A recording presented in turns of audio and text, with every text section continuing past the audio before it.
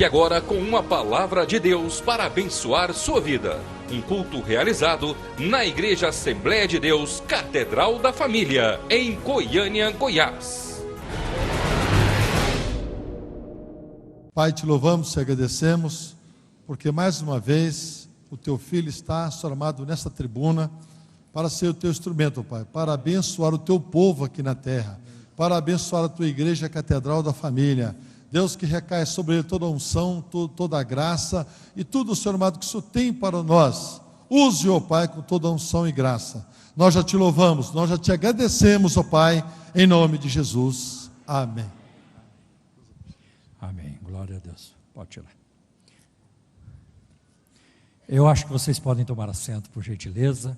Eu quero, nesta ocasião, cumprimentá-los com a graça e a paz do Senhor Jesus. Por gentileza, vamos abrir a Bíblia em Filipenses, capítulo 1, a partir do versículo 12 até o 18. E quero, irmãos, que saibais que as coisas que me aconteceram contribuíram para o maior proveito do Evangelho, de maneira que as minhas prisões em Cristo foram manifestas por toda a guarda pretoriana e por todos os demais lugares. E muitos dos irmãos do Senhor, tomando ânimo com as minhas prisões, ousam falar a palavra mais confiadamente e sem temor. Verdade é que também alguns pregam a Cristo por inveja e por porfia, mas outros de boa mente. Uns por amor, sabendo que fui posto para a defesa do Evangelho. Mas outros, na verdade, anunciam a Cristo por contenção, não puramente, julgando acrescentar aflição às minhas prisões. Mas que importa? Contanto que Cristo seja anunciado de toda maneira, ou com fingimento, ou em verdade, nisto me regozijo e me regozijarei ainda, ou ainda mais. Podem tomar assento, por favor. Pode assentar-se. Paulo está escrevendo esta carta aos Filipenses da prisão. Nós achamos que a alegria, ela só existe em lugares e ocasiões agradáveis, pois temos uma visão muito estreita sobre a alegria. Mas essa não é a situação de Paulo aqui. Nós vamos observar algumas dificuldades pelas quais o apóstolo Paulo passou e como ele foi capaz de vencer essas circunstâncias e com alegria. Como já sabemos, o apóstolo Paulo está numa prisão em Roma, acusado de crimes que não cometeu. Houve uma época em que os apóstolos eram presos por serem fiéis a Deus, diferente do que acontece hoje. Então vocês perceberam isso. Houve uma época em que os apóstolos eram presos por serem fiéis a Deus. E ele está lá isolado, de amigos, de familiares, e muitos parecem tê-lo abandonado. E deve ter sido um tempo de solidão, um tempo muito difícil para ele. Paulo já não podia mais fazer o que ele tanto gostava. Por 2 anos, já não ia mais à sinagoga para pregar e ensinar os irmãos. Paulo havia perdido qualquer sentido de liberdade pessoal. E ele estava acorrentado a um soldado romano por uma corrente curta o tempo todo. Não tinha qualquer privacidade. Até as atividades mais íntimas eram verificadas pelo guarda. Cada palavra era ouvida pelo guarda, algo de fato perverso. O guarda era trocado de 4 em 4 horas. Isso deu oportunidade a Paulo de falar o Evangelho a 6 pessoas por dia. Então ele falava, aí trocava o guarda, vinha outro. Aí ele falava de novo. Então ele foi falando do Evangelho a todas essas pessoas. Mas ele estava numa situação extremamente desconfortável. Quero ir ao banheiro, vamos ao banheiro, vamos acorrentado. Preciso tomar banho, vamos tomar banho. Paulo tomando banho acorrentado, um marmanjo do lado dele, ele tomando banho. Quero dormir, tem alguém do lado dele. Era uma situação extremamente desconfortável. Paulo passou por muitas lutas em sua vida de pregador do Evangelho. Nós vamos ler o que ele escreveu em 2 Coríntios, capítulo 11, a partir do versículo 23. Olha o que ele escreve em 2 Coríntios, capítulo 11, a partir do versículo 23 até o 29. São ministros de Cristo? Falo fora de mim, eu ainda mais. Em trabalhos, muito mais. Em açoites, mais do que eles. Em prisões, muito mais. Em perigo de morte, muitas vezes. Recebi dos judeus 5 quarentenas de açoites menos 1. 3 vezes fui açoitado com varas. 1 vez fui apedrejado. 3 vezes sofri naufrágio. 1 noite e 1 dia passei no abismo. Em viagem muitas vezes, em perigos de rios, em perigos de salteadores, em perigos da minha nação, em perigos dos gentios, em perigos nas cidades, em perigos no deserto, em perigos no mar, em perigos entre os falsos irmãos, em trabalhos e fadiga, cansaço, em vigílias muitas vezes, em fome e sede, em jejum muitas vezes, em frio e nudez. Além das coisas exteriores, me oprime cada dia o cuidado de todas as igrejas. Quem enfraquece, que eu também não enfraqueça. Quem se escandaliza, que eu também não me abrace. Quanto perigo. Eu pergunto, que perigo você enfrentou para vir à igreja hoje à noite? Por acaso você ficou lá na sala da sua casa? Vai ser difícil, vamos orar, porque chegar na igreja hoje pode ser uma coisa muito complicada. Eu não sei o que pode acontecer conosco no caminho. Ninguém teve essa sensação. Ninguém precisou se preocupar com isso. Viemos numa boa. E a maioria, se não todos, vieram no ar-condicionado. Não estou falando isso para colocar culpa em você. Glória a Deus. É aquilo. Se for para desfrutar, vamos desfrutar. E na hora que não der para desfrutar, glória a Jesus do mesmo jeito. Esse é o grande lance. Esse é o grande lance. Então Paulo, ele mostra isso. A sua vida de pregador foi uma vida difícil. E depois de tudo isso, a gente questiona como Paulo permaneceu ainda alegre e animado. Paulo é também um bom exemplo de que as coisas nem sempre são suaves para um servo de Deus. Situações difíceis podem acontecer com aqueles que vivem fielmente ao Senhor. Por exemplo, em João capítulo 11, chega um recado para Jesus: Lázaro, a quem tu amas, está doente. Lázaro, a quem você ama, está doente. É possível ser amado por Jesus e ficar doente. Porque existe o ensino aí hoje, de que uma vez salvo, você não fica mais doente. Eu não aceito isso, eu não aceito essa enfermidade. Eu não aceito essa enfermidade. E tudo isso não é bíblico. Timóteo teve enfermidade do estômago. Eliseu morreu da enfermidade que ele tinha. Então nós precisamos tomar cuidado com muita coisa que não tem base bíblica hoje. Está sendo espalhada por aí. Eu creio no poder de Deus, eu não sou um homem incrédulo. Eu creio, eu sou pentecostal, eu oro pelos enfermos, eu creio tanto no poder de Deus, que muitas vezes eu já fiz isso. Eu fui no velório e cheguei perto do defunto e falei baixinho: levanta em nome de Jesus, um dia ainda vai dar certo. Um dia ainda vai dar certo. Eu oro pelos enfermos. Às vezes eu oro por uma pessoa, ela é curada na hora. Às vezes eu oro por uma pessoa, ela piora. E às vezes eu oro, ela morre. Por quê? Orar pelos enfermos é como pregar o evangelho. Às vezes eu prego o evangelho para a pessoa e ela aceita. E às vezes eu prego e ela rejeita. Mas o fato dela rejeitar não quer dizer que eu vá parar de pregar. Porque Cristo não me enviou para salvar. É Ele quem salva. Eu prego. E o resultado da pregação está nas mãos de Deus. É Ele quem faz. Então, muito cuidado. Eu sei, tem pessoas que Deus cura na hora. Tem pessoas que Deus cura depois de um período de tempo, talvez para ensinar alguma coisa para o paciente e para aqueles que o cercam. E tem pessoas que Deus só vai curar no momento em que lhe trouxer maior glória. E tem pessoas que Deus nunca vai curar. E não me pergunte por quê, Ele nunca me contou. Você consegue entender Atos capítulo 12? Tiago está preso e Pedro também está preso no capítulo 12. E aí Tiago é morto pela espada de Herodes. E o Pedro, que tratamento diferente. Um anjo vai lá, abre a porta da prisão: vamos lá, Pedrão. E o Pedro sai. Que honra para Pedro. Por que Jesus fez isso? Por que não mandou o anjo para Tiago também? Por que para Pedro? Eu, se eu fosse Jesus, até teria feito o contrário. Eu ia tirar o Tiago e deixar o Pedro lá, porque o Pedro vivia aprontando. Mas é Pedro quem sai, né? É Pedro que sai. É soberania de Deus. Nós não sabemos, Deus tem o poder de decidir. É Ele quem decide, é Ele quem sabe. É Ele quem sabe o que vai acontecer conosco no dia de amanhã. É Ele quem sabe do nosso futuro. E Ele tem tudo preparado para nós. E por pior que seja a situação, nós sabemos o que nos espera lá na frente. Nós sabemos disso, temos certeza disso. Quando eu estava com 19 anos de idade e sendo evangelizado, um dia numa das ruas em São José dos Campos, no interior de São Paulo, a ficha caiu para mim e a palavra veio muito forte na minha mente: Paulo, a vida vai passar muito depressa. E você precisa da vida eterna.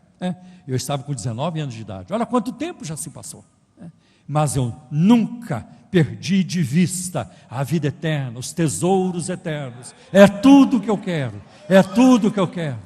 Vivo em função disso, penso nisso, sonho com isso, leio a Bíblia por causa disso, prego isso, vou morrer falando isso. Nunca vou deixar de falar de Cristo. É o meu maior amor. Não existe coisa mais importante na nossa vida do que Jesus de Nazaré. Não existe nada mais importante. E tem outra, irmãos. Vai chegar um dia em que, e outra, tem uma enfermidade que não há oração que dê jeito, nada vai resolver. É verdade, tem uma enfermidade que não vai ter jeito. Qual, pastor? A última, é aquela que vai te levar, senão você não vai nunca, e um dia você vai ter que ir.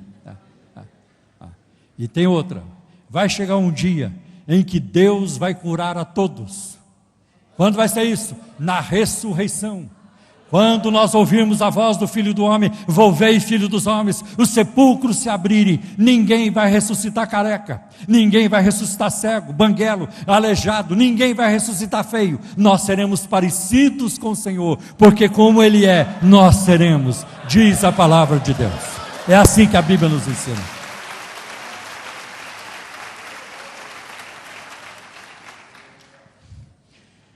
Isso nos ensina também a não concluir que alguém está agradando a Deus só porque tudo vai bem na sua vida. Irmãos, nós não podemos usar esse critério. Tem pessoas que são relaxadas na vida espiritual e tudo dá certo na vida delas. Tudo dá certo. Um relaxado ganha bem, tem dinheiro, tem carro, tem saúde, não fica doente, os filhos tudo bem, tudo, né, estudando. Chega as férias, vão para Orlando, vão para a Europa, tudo dá certo. E tem aquele irmãozinho fiel, jejua, dá tudo errado. Nós não sabemos. Isso acontece, a Bíblia está cheia de exemplos disso. Tem pessoas que vão para o céu, irmão, de carruagem. Chega lá na porta do céu, desce a carruagem e entra. E tem aqueles que vão para o céu debaixo de paulada. É verdade. O Estevão, primeiro mártir da igreja, quando chegou lá, se alguém perguntasse para ele, Estevão, já chegou? Já cheguei. O que aconteceu? Pedrada para tudo quanto é lado. Mas ele parte para a eternidade como um homem fiel a Cristo, primeiro mártir da igreja. A coroa de mártir lhe está reservada. João Batista, você já chegou? O que aconteceu? Perdi a cabeça. Perdeu, João? Por quê? O que você aprontou, João? Porque eu fui fiel, eu não mudei a minha pregação, eu condenei o erro, eu fiz o que o Espírito de Deus me mandou fazer, o que o meu Deus mandou fazer. Aleluia. A igreja evangélica está precisando de uma geração de crentes, de pastores, que não se vendam, que não se contaminem, que voltem para a palavra, para a simplicidade da vida espiritual, para a vida de oração, para a vida ética. É muito problema, é muita confusão hoje, é muita coisa ruim que acontece, e o Espírito Santo está conclamando. Se você deseja servir a Deus, pregar a palavra de Deus, ensinar a palavra de Deus, já entra com isso no coração. Não queira entrar para ser presidente de convenção, e eu quero ser o maior, eu quero ser o menor. Não, você não pode ter essa mentalidade. Isso é de Lúcifer. Eu vou assentar no trono. Venha para servir, venha para lavar os pés dos irmãos, venha para agradar a Deus. Aleluia, glória a Deus. A maior posição que existe na face da terra não é na Casa Branca, não é no Planalto, não é ser presidente de convenção de igreja nenhuma. A maior posição que existe é lá nos pés de Jesus. Quando você se entrega, a lágrima corre e o Espírito Santo fala no seu coração: tu és meu, eu te remi, tu és meu. Aleluia, glória a Deus. Me lembro quando eu estava terminando meu primeiro mestrado na América do Norte, estava no último semestre. Um dia entrei na sala de oração sozinho. Jesus, o que eu vou fazer? Estou terminando o curso, para onde eu vou, com quem que eu vou, aonde que eu vou, com quem que eu vou, como é que vai ser? E o Senhor, calma, você está agitado por quê? Agitado porque se eu não te usar, o prejuízo é só meu, você não tem nada a perder. Você não tem nada a perder. E tem outra, A maior obra que eu tinha para fazer na sua vida, eu já fiz. Tem nada maior. Foi o dia em que nós dois nos encontramos. Esta foi a maior obra. E é lamentável que hoje você vai ver pastores e igrejas achando que eles têm que estar na mídia, têm que estar na televisão. Irmão, se eu puder ir para a televisão, eu vou. Eu vou para pregar o evangelho. Mas dizer que eu sinto necessidade, que eu tenho que aparecer, que o meu nome tem que estar no Mensageiro da Paz, que o meu nome tem que estar... Não, eu não preciso disso. Eu não, graças a Deus. Mas se Deus me abrir a porta da televisão, eu vou, porque a nação precisa ouvir o evangelho.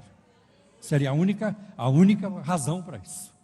Não quero ir lá para ficar vendendo produto, não. Não quero ir lá para vender isso, vender aquilo, não quero ir lá para ficar levantando dinheiro. Quero ir, se for para ir, quero ir para pregar o evangelho, para mostrar Jesus. Então, eu acho muito complicado, quando o pessoal hoje, eu quero pregar em estádio, eu quero pregar ali, o meu ministério é o maior de todos, o maior trabalho evangelístico do mundo. Sabe, nunca queira tirar, extrair gratificação ou coisa, alegria, né? Realização interior do ministério. O ministério não sacia, porque o ministério vai passar. Não há nenhuma garantia de que eu estarei pregando no domingo que vem. Pode acontecer alguma coisa com a minha voz, com as minhas cordas vocais. O ministério nunca vai nos saciar totalmente. E outra, vai chegar um dia em que o ministério passa, e passa para todos. Qual é a fonte da nossa realização? É Jesus. Essa não passa nunca. Depois que o ministério se for, depois que a multidão se for, depois que você não falar mais, é Jesus que fica com a gente até o fim. É isso que tem que acontecer, é isso. Então, Paulo, nós vemos aqui, é importante não concluir também que só porque existem cadeias na sua vida, Deus abandonou você, não é isso. Sua cadeia pode ser uma doença devastadora, uma pressão financeira, conflitos emocionais, problemas de relacionamentos, ou sentindo-se debaixo de um peso.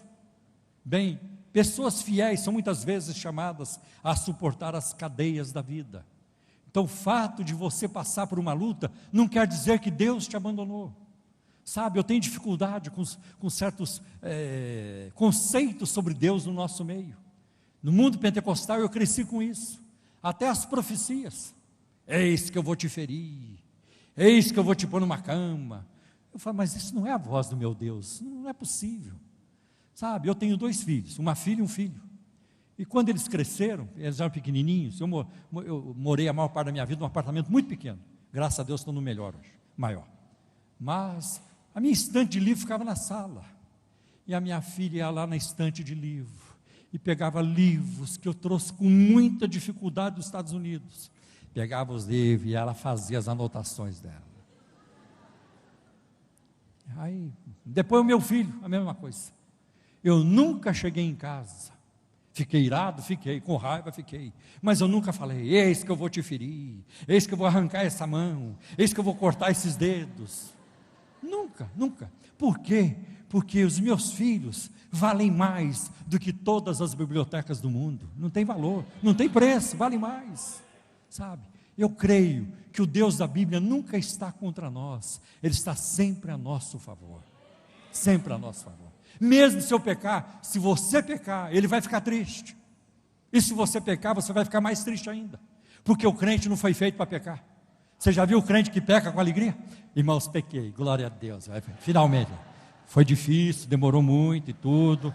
Não foi fácil não, mas eu consegui. Estou muito feliz que eu pequei.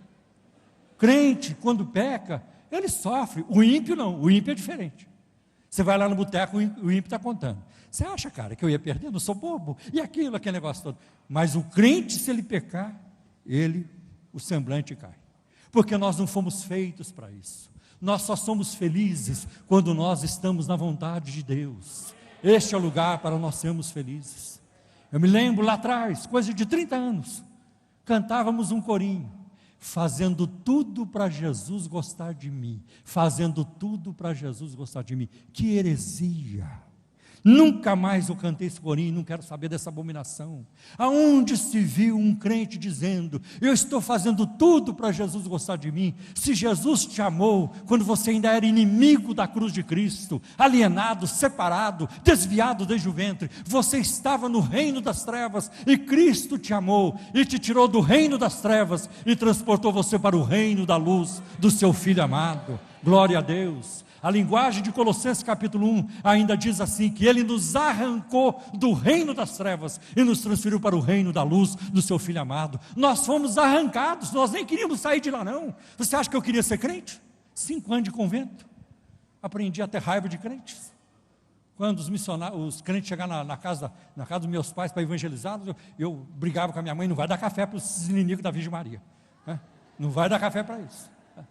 E depois eu me convertendo, é porque Ele nos arrancou do reino das trevas e nos transferiu para o reino do seu Filho amado. Não foi porque você quis, não foi porque você decidiu, não foi porque você é inteligente, né? Eu vou aceitar. Não, não foi isso. Você e eu estávamos cegos. Foi a graça de Deus, foi o poder do Espírito. Ele iluminou o nosso coração, abriu os olhos do nosso entendimento, e aqui estamos na presença daquele que vive para sempre, com base na sua palavra. Que bênção, glória a Deus.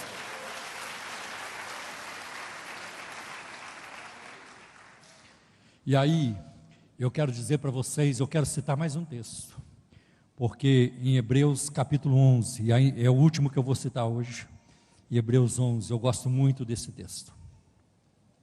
O capítulo 11 de Hebreus é a galeria dos heróis da fé. E este é um texto muito usado pelos pregadores da confissão positiva. Então, vamos lá, irmão, vamos lá. A fé é o fundo e fundamento. Eles começam. Fé, fé. E aí no versículo 6, porque sem fé é impossível agradar a Deus. Está vendo, irmão? Sem fé é impossível. Tá. E aí eles vão falando. Pela fé Abel, pela fé Enoque, pela fé Abraão e a Sara e tudo. E aí vão falando. E quando chega, vamos pegar lá no versículo 32. Hebreus 11, 32. E que mais direi?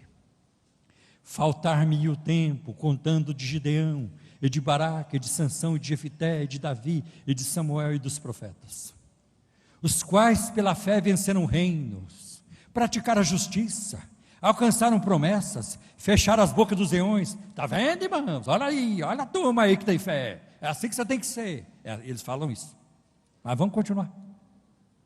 Apagaram a força do fogo, escaparam do fio da espada, da fraqueza tiraram forças, na batalha se esforçaram, puseram em fugir dos exércitos estranhos. As mulheres receberam pela ressurreição os seus mortos. Está vendo, irmãs? Termina aí o capítulo 11 de Hebreus para os pregadores da prosperidade, porque se continuar lendo estraga tudo. Eles não continuam, mas o Espírito Santo continua. O que se segue é do Espírito de Deus também. E agora nós vamos ler. Uns foram torturados, não aceitando o seu livramento, para alcançar uma melhor ressurreição. E outros experimentaram escarnos e açoites e até cadeias e prisões. Esses aí não tinham fé, né? Certo. Foram apedrejados, cerrados, tentados, mortos ao fio da espada. Andaram vestidos de peles de ovelhas e de cabras, desamparados, aflitos e maltratados, dos quais o mundo não era digno, errantes pelos desertos e montes e pelas covas e cavernas da terra. Você já passou por isso? Eu nunca passei. O governo me mandou matar. O governo vai matar minha família. Eu tenho que sair de madrugada. 3 horas da manhã temos que fugir de Goiânia. Temos que ir para o mato. Vamos ver se a gente chega no Amazonas, lá dá para esconder. Nós nunca passamos por isso. Essa turma passava. Era isso que estava acontecendo. Então, em Hebreus capítulo 11, fala de 2 grupos de crentes. O primeiro arrasou pela fé. O segundo foi arrasado pela fé. Mas tudo está envolvido na fé. Observe a expressão que aparece no versículo 38. Dos quais o mundo não era digno. Essa expressão se refere ao segundo grupo, e não ao primeiro. Porque é preciso ter muito mais fé para sofrer por Jesus do que para andar de BMW, pode ter certeza. É preciso muito mais fé para sofrer por Jesus. Quando você lê a história dos reformadores ingleses, Latimer e seus amigos, a história conta que um deles, um dia foi condenado à fogueira. E quando ele estava caminhando pelas ruas de Londres, levado pelos soldados para a execução, e o povo ali, né, as ruas enchiam para ver quem que ia morrer, e era uma morte, era uma execução pública. Ele viu a esposa lá na calçada, com aquela escadinha de filhos, e ele pediu para ir lá e abraçar a esposa e os filhos antes de morrer, e não lhe foi permitido. Ele só pôde levantar a mão e dizer para a mulher e os filhos: fiquem firmes, eu espero vocês no céu. Que coisa. Um outro, na véspera da execução, virou-se para o carrasco e disse: amanhã você vai colocar fogo no meu corpo. Se eu tremer lá na hora amanhã, tudo que eu te falei é mentira, não precisa acreditar no evangelho que eu te preguei. Que firmeza, que postura que tem desaparecido da vida de muitos crentes. É uma vergonha hoje, crente que deixa de vir na igreja, porque o pastor não me cumprimentou, ele não me chamou para cantar, não me chamou para isso ou para aquilo. Vai te converter, porque o dia que você conhecer a Cristo, você não vai mais querer essas coisas, é Jesus e nada mais, não importa o que venha, é só com Jesus.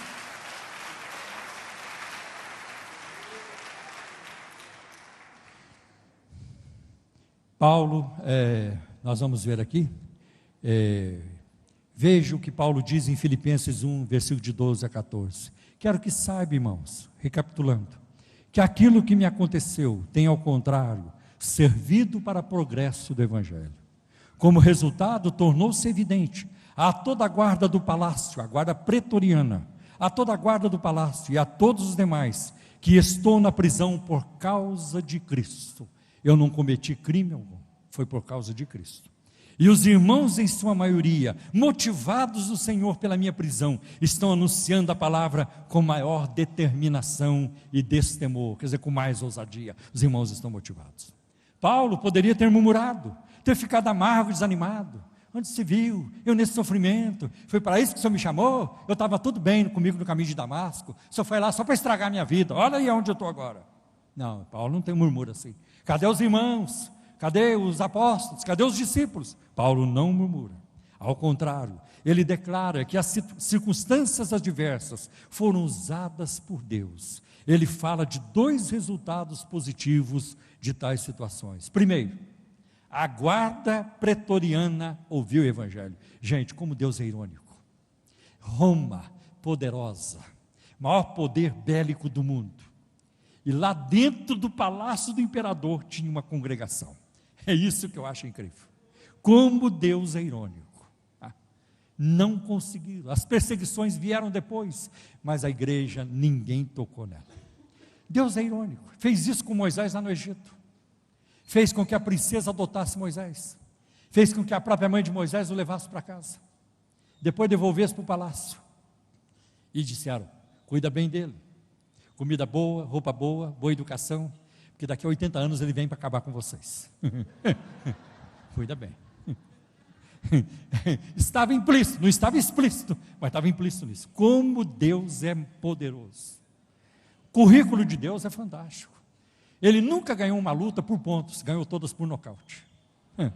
Nabucodonosor foi um, e muitos outros, e Belsazar, e os Herodes, e a coisa não parou. A coisa não parou. Então, agora eu vejo a ironia de Deus, que lá dentro do palácio de César tem uma igreja. O pretório era a residência oficial do imperador romano. A guarda pretoriana era a guarda imperial de Roma. Ela tinha sido instituída por Augusto e era formada de 10.000 homens. Augusto a mantinha espalhada em Roma e nas cidades vizinhas. Tibério a manteve em Roma, numa fortaleza fortemente edificada. Depois Vitélio aumentou o número dela para 16.000 homens. A princípio, os soldados da guarda pretoriana serviam por 12 anos, depois passou para 16 anos. E quando completavam o tempo de serviço, recebiam uma pensão vitalícia, recebia aposentadoria. Mais tarde, a guarda passou a funcionar como guarda-costas do imperador. E chegou um tempo em que a guarda tornou-se um problema, porque os seus homens ficaram concentrados em Roma e passavam a fazer o imperador, a escolher o imperador. Quando Paulo chegou a Roma, ele foi entregue ao chefe da guarda pretoriana. E agora? Estou frito, acabou, olha onde eu vim parar. E Paulo olhou e disse: é aqui mesmo que a coisa vai acontecer. É aqui mesmo, é aqui mesmo. Paulo estava preso a um desses homens, com uma corrente curta, presa ao seu pulso. De 4 em 4 horas o guarda era trocado. E alguns dos guardas eram rudes, outros mais amigos. Paulo percebeu que os soldados estavam também presos nele. Não sou só eu que estou preso nele, eles também estão presos em mim. Então eles vão ter que me aguentar. Eles vão ter que me aguentar. E aí você já conhece Jesus? Vamos falar de Cristo? Vamos falar do crucificado? Essa era a pregação de Paulo, e ele foi ganhando irmãos para Jesus. Interessante que quando ele manda a carta para a cidade de Filipos, alguém da guarda pretoriana facilita a passagem da carta para que ela chegue lá.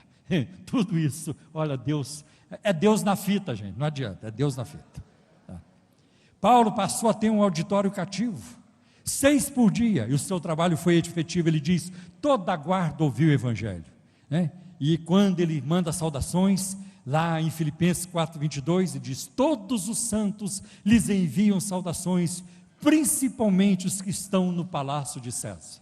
Então a turma chegava para trabalhar, é o imperador, é isso, aquilo, eu não sei como é que eles se cumprimentavam, mas digamos no estilo assembleano, Pai do Senhor, irmão, Pai do Senhor, tudo bem, Pai do Senhor por cá e por lá, a coisa está feia, vamos vigiar, está surgindo aí alguma coisa, vamos orar para Deus da vitória, e Paulo, vamos continuar orando por ele, é mais um que ele ganhou, está chegando mais um irmão, como é que foi? O irmão Paulo falou comigo de Jesus, eu aceitei a Cristo, e era uma coisa maravilhosa. Irmão, que Deus use você e a mim, nesse afã também, de trazer almas a Cristo.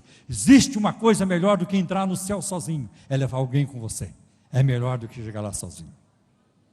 E para terminar, segundo, a prisão de Paulo e a sua atitude serviram de estímulos para outro, e aqui aprendemos algumas coisas. Primeiro, que não podemos controlar as circunstâncias, mas podemos controlar a nossa reação a elas. Se alguém na igreja te dá uma patada, não tem como você evitar. Toda igreja tem nó cego. Toda igreja tem nó cego. E aqui também tem, porque lá na minha tem. E Deus já coloca os nó cegos na igreja para nos provar, para nos ensinar, para a gente ter paciência e para a gente exercitar o fruto do Espírito. E aí quando você diz assim, eu vou sair daqui, não quero mais saber da Catedral da Família, eu vou para uma outra igreja, porque aqui tem uma pessoa que eu não vou com a cara dela, não aguento ouvir, não aguento olhar na cara dela. Aí você vai. Quando você chega lá, Deus já preparou alguém pior te esperando, não adianta, porque Deus está trabalhando em você, e aonde você for Ele vai trabalhar. E por que Ele faz isso? Porque Ele ama você, Ele quer que você cresça, e Ele cresça na paciência, na humildade. Deus quer isso na sua vida, por isso Ele permite isso. Não tem pessoas na igreja que dão trabalho, mas de alguma forma elas podem também nos ajudar a desenvolver o fruto do Espírito. Então a nossa reação às adversidades, de nos sentirmos miseráveis e questionar. Muita gente pergunta, por que eu? A pergunta deve ser, para quê? Para que Deus está fazendo isso? Qual é a intenção de Deus nessa situação? Segundo, precisamos aproveitar as oportunidades, quaisquer que sejam. Aproveite, a oportunidade vai passar. E aí nós vamos ver, Paulo nos ensina também alegria ao tratar com pessoas difíceis. Paulo estava sendo atacado por outros cristãos, e na linguagem militar isso se chama fogo amigo. É o que vemos em Colossenses 1, versículo de 15 a 18. É verdade que alguns pregam Cristo por inveja e rivalidade, mas outros o fazem de boa vontade. Estes o fazem por amor, sabendo que aqui me encontro para a defesa do Evangelho. Aqueles pregam a Cristo por ambição egoísta, sem sinceridade, pensando que me podem causar sofrimento enquanto estou preso. Mas que importa? O importante é que, de alguma forma, seja por motivos falsos ou verdadeiros, Cristo está sendo pregado e por isso me alegro. A situação de muitas igrejas hoje, de muitos líderes evangélicos, repete a problemática relatada por Paulo no texto citado acima. E mesmo que as pessoas desapontem você, Deus nunca vai fazer isso, Deus nunca vai te desapontar. Amém, irmãos? Temos que manter nossos olhos no eterno. Irmãos, eu não sei se você já ouviu essa ilustração, essa história. Eu ouvi pela primeira vez quando morava na América do Norte. Que houve uma época, quando o presidente Eisenhower era o líder da nação, ele fez uma visita à África, de uma semana, e na volta, depois de uma semana, ele voltando da África, no navio, o navio ancorou no porto de Nova York, e lá estava uma preparação, uma grande recepção para Eisenhower, Roosevelt, o presidente Roosevelt, E lá estava uma preparação para o presidente, uma recepção do presidente Roosevelt. Havia uma orquestra para tocar. O vice-presidente do país estava lá com os senadores, deputados, autoridades da nação para recebê-lo. Um tapete vermelho, fogos de artifício, quando Roosevelt descesse do navio. E foi exatamente isso que aconteceu. O navio atracou, depois que chegou o momento de desembarcar, o presidente saindo, e aí a orquestra começou a tocar. E o vice-presidente chegou, e os políticos, bem-vindo ao lar, senhor presidente. Bem-vindo ao lar, senhor presidente. Bem-vindo ao lar. E fogos de artifício. Naquele momento, um missionário, que estava voltando pela primeira vez à América do Norte, dos seus 75 anos, ele começou a chorar na popa do navio e a falar com Jesus: Jesus, faz mais de 50 anos que eu deixei o meu país e fui à África pregar o Evangelho, e hoje estou voltando e não tem ninguém para me receber aqui na chegada. Olha o presidente, Jesus, só porque ele passou uma semana na África, quanta festa para esse homem, e eu aqui sozinho, Jesus. E aí Jesus falou com ele naquele momento: filho, o presidente, ele está sendo homenageado e bem recebido, porque ele já chegou no lar dele, na pátria dele. Você ainda não chegou na sua pátria. Você ainda não chegou no seu lar. O dia que você chegar na sua pátria, essa orquestra não vai tocar para você. Os meus anjos vão cantar na sua chegada. Esses políticos não estarão lá para cumprimentar você. Eu mesmo estarei lá para te receber. E você vai ouvir de mim: bem está, servo bom e fiel, entra no gozo do teu Senhor. Aleluia, glória a Deus, glória a Deus.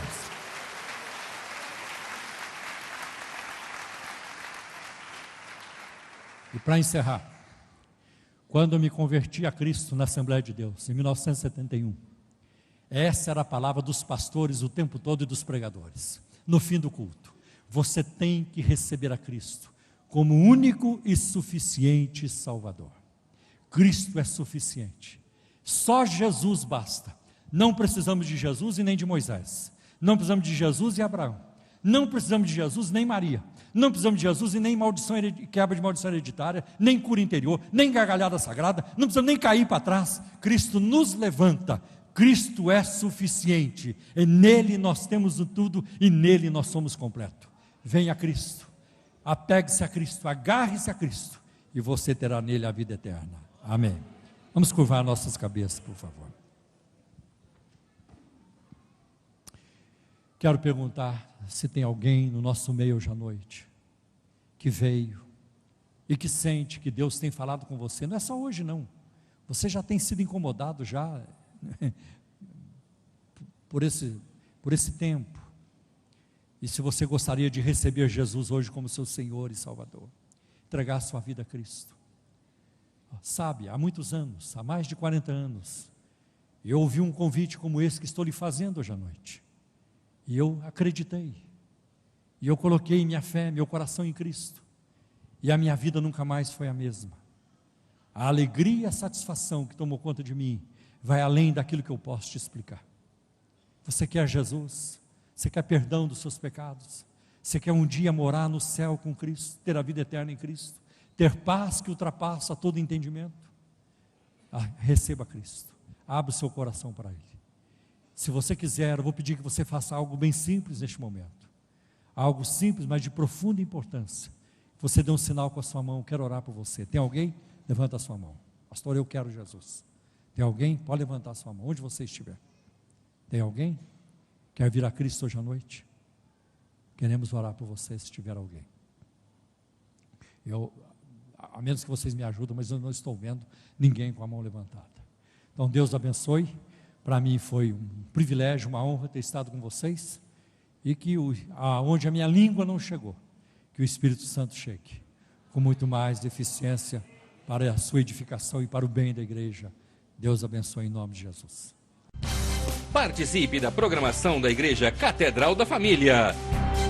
De segunda a sexta-feira, às 6:30 da manhã, Oração de Davi.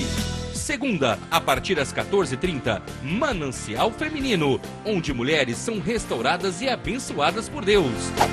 Segunda, a partir das 19h30, venha estudar Teologia com IBCAF, Instituto Bíblico da Catedral da Família. Terça-feira, às 19h30, venha ser um intercessor na Escola de Intercessão. Quarta-feira, às 19h30, culto de ensino da Palavra de Deus.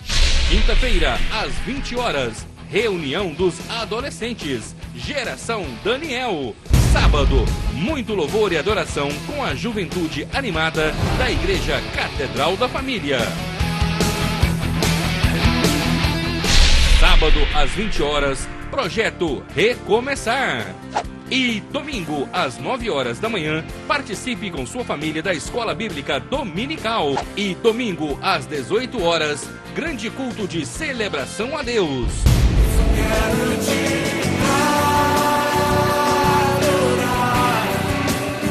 A Igreja Catedral da Família disponibiliza ainda para você cursos para edificar a sua vida. MNI, Casados para Sempre. CRAU, cursos para finanças. Educando filhos à maneira de Deus. Alcançando o coração do seu adolescente. Veredas Antigas.